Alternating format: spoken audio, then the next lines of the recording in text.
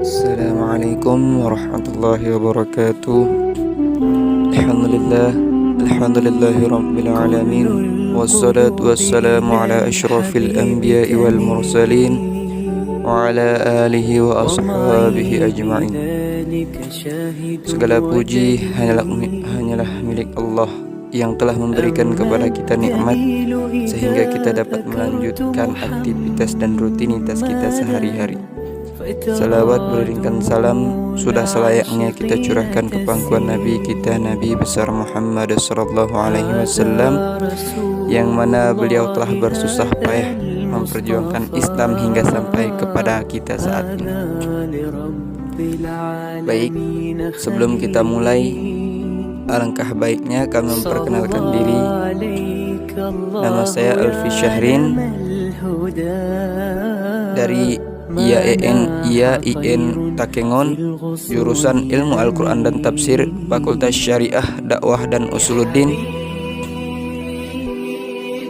Nah, pada kali ini kita akan membahas bagaimana sih agama memandang harta dan apa sih sebenarnya harta tersebut.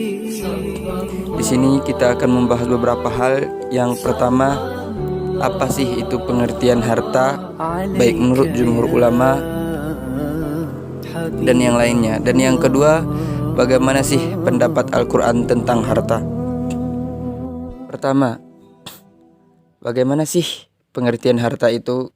Kata harta sendiri berasal dari kata mala yamilu mailan, yang menurut bahasa berarti condong, cenderung atau miring. Sehingga umat manusia itu condong mencari dan cenderung mengumpulkan harta untuk dimilikinya, dikumpulkan dengan sebanyak-banyaknya. Berdasarkan definisi tersebut, ialah makanya manusia itu sering atau lebih condong mencari mengumpulkan harta untuk keperluannya. Namun ada juga yang berpendapat bahwasanya mala itu berasal dari kata mala yamulu maulan, yang berarti mengumpulkan, memiliki dan mempunyai. Definisi tersebut mengasumsikan bahwa sesuatu yang dimaknai harta bila dapat dikumpulkan untuk dimiliki, baik untuk kepentingan individu maupun untuk kepentingan keluarga maupun untuk kepentingan kelompok. Menurut bahasa, kata al-mal ialah berarti hutang ataupun uang ataupun harta. Adapun menurut istilah ialah segala benda yang berharga dan bersifat materi serta beredar di antara manusia. Nah, menurut istilah bahwasanya harta itu adalah berupa materi dan serta dia keberadaannya itu memadai di sekeliling manusia. Nah, ulama Hanafiyah juga berpendapat yang dikutip oleh Harun bahwasanya kata al-mal itu adalah segala sesuatu yang diminati manusia dan dapat disimpan, dapat dihadirkan pada saat diperlukan. Nah, berbeda dengan jumhur ulama bahwasanya jumhur ulama berpendapat kata al-mal itu segala sesuatu yang mempunyai nilai dan dikenai ganti rugi bagi siapa yang merusak ataupun melenyapkan harta. Nah, harta tersebut tidak saja bersifat materi, melainkan juga termasuk manfaat dari suatu benda itu juga dikatakan sebagai harta. Nah, menurut ulama Hanafiyah ada 4 perbedaan di antara hak milik dan harta. Adapun sedangkan menurut jumhur ulama bahwasanya hak milik dan harta itu adalah sama. Bagaimana perbedaan antara hak milik dan harta menurut ulama Hanafiyah? Yang pertama, hak milik adalah sesuatu yang dapat digunakan secara khusus dan tidak dicampuri penggunaannya oleh orang lain. Nah, yang kedua, harta adalah segala sesuatu yang dapat disimpan untuk digunakan ketika dibutuhkan. Dalam penggunaannya bisa dicampuri orang lain, merupakan sesuatu yang dicenderungi tabiat manusia dan memungkinkan untuk disimpan hingga dibutuhkan. Atau bisa juga harta adalah segala sesuatu yang dapat disimpan untuk digunakan ketika dibutuhkan. Dalam penggunaannya bisa dicampuri oleh orang lain. Maka menurut Hanafiyah yang dimaksud harta hanyalah sesuatu yang berwujud. Yang ketiga, mazhab Maliki mendefinisikan hak milik menjadi dua macam. Yang pertama, ada hak yang melekat pada seseorang yang menghalangi orang lain untuk menguasainya. Dan yang kedua, sesuatu yang diakui sebagai hak milik secara uruf atau secara adat dan kebiasaan. Dan yang keempat, mazhab Syafi'i mendefinisikan hak milik juga menjadi dua macam. Yang pertama adalah sesuatu yang bermanfaat bagi pemiliknya, dan yang kedua bernilai harta. Adapun macam-macam harta, yang pertama ada harta mutakawim dan ghairu mutakawim. Harta mutakawim adalah harta yang bernilai atau sesuatu yang boleh diambil manfaatnya menurut syarak. Artinya, harta mutakawim dapat bernilai secara syarak ataupun semua harta yang baik jenisnya maupun cara memperoleh dan penggunaannya. Contohnya ada 1 kilogram beras atau 1 kilogram daging sapi dan lain sebagainya. Adapun harta ghairu mutakawim itu adalah harta yang tidak bernilai atau sesuatu yang tidak boleh diambil manfaatnya, baik jenisnya ataupun cara memperolehnya maupun cara penggunaannya. Misalnya daging anjing atau daging babi atau sebutir beras. Nah, yang kedua ada harta misil dan harta qimi. Harta misil adalah harta yang ada padanannya ataupun benda-benda yang ada persamaan dan kesatuan-kesatuannya, dalam arti bahwasanya harta misil dapat berdiri sebagaimana di tempat yang lain tanpa ada perbedaan yang perlu dinilai. Misalnya baju, celana, kursi, motor atau yang lain-lainnya. Kesemuanya itu memiliki padanan.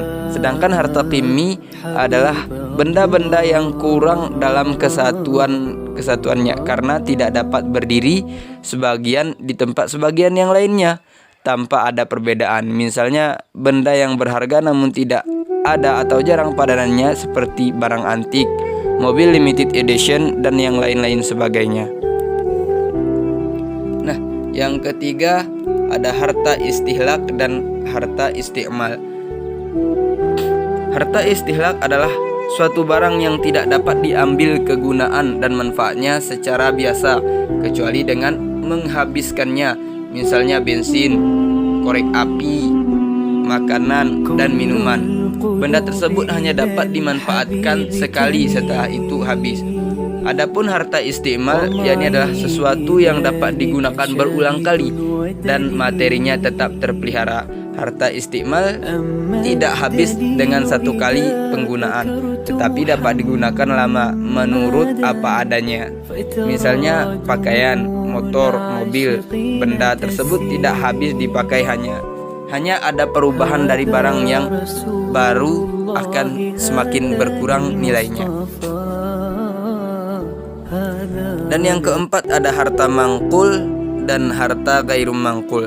Harta mangkul adalah sebagai harta yang dapat dipindahkan atau bergerak dari satu tempat ke tempat lainnya, baik tetap ataupun berubah kepada bentuk yang lainnya seperti uang, hewan, kendaraan, dan yang lain-lainnya.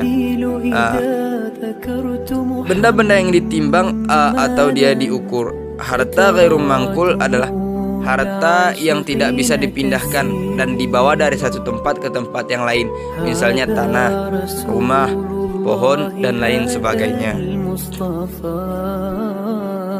Nah, yang terakhir, bagaimana sih Al-Quran memandang harta atau hak milik? Yang pertama, Al-Quran menjelaskan di dalam surah Taha ayat yang ke-6. Nah, di sini Allah berfirman, Bismillahirrahmanirrahim, lahu ma fis samawati wa ma fil ardi wa ma bainahuma wa ma tahta thaj.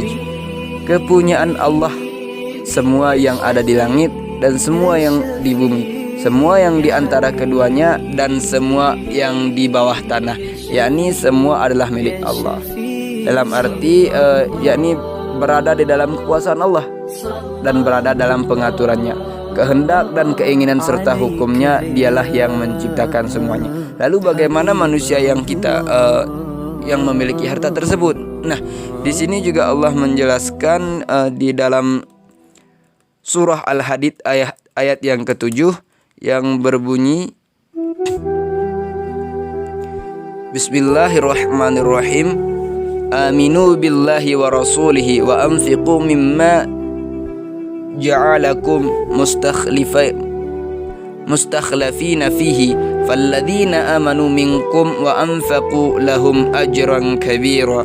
Yang kurang lebih artinya, berimanlah kepada Allah dan Rasulnya, dan infakkanlah di jalan Allah sebagian harta yang telah Dia menjadikan kamu sebagai penguasanya. Maka orang-orang yang beriman di antara kamu dan menginfakkan hartanya di jalan Allah memperoleh pahala yang besar. Nah, dari surah Al-Hadid ayat yang ke-7 ini, pada ayat ini bahwasanya Allah menekankan kepada kita diperintahkan untuk menginfakkan harta yang Allah telah menjadikan mimma ja'alakum mustakhlafina, yang menguasainya dalam arti kata itu hanyalah amanah atau titipan kepada kita.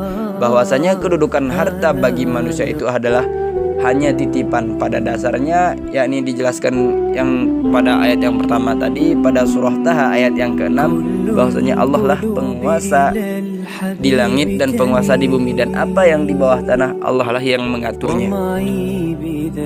Baik, mungkin hanya ini yang dapat kami sampaikan. Lebih dan kurangnya kami mohon ampun kepada Allah dan meminta maaf kepada kawan-kawan sekalian. Mungkin karena kami buka dengan kata yang baik, kami akhiri pula dengan kata yang baik. Assalamualaikum warahmatullahi wabarakatuh.